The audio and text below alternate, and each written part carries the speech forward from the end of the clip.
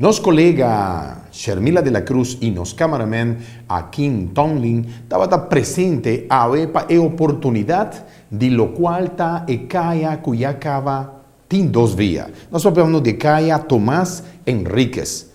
Nada está presente e de imediato nada recebamos toda a informação sobre o cambio que tem dentro da caia aqui. Televidente, nós estamos parando cruzada de caminho da Brievengat e caia Tomás Henriquez. Maneira televidente não por lá, que é caia de Tomás Henriquez a bordo abrir back. E nota caminho mais de solo direção, pero ela vira caminho de 2 direções. Que vende veículo de motor por usa e caia de Tomás Henriquez para tur 2 banda.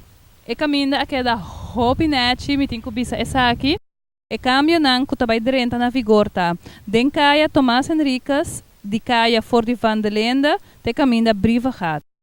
Tráfico motorizado promove em ambas direções, pois caia Tomás Henriquez de caia Tor van de Lende, te caminho da Brievengat. Lo nota caia mais de direção. Den enter caia Tomás Henriquez, tráfico motorizado promove em ambas direções. Obra pública a poner bordinam de tráfico disponível para indicar e manejadora para bem na enter pueblo de Brievengat e também o pueblo de Corsau. A reportar para Shermila de la Cruz.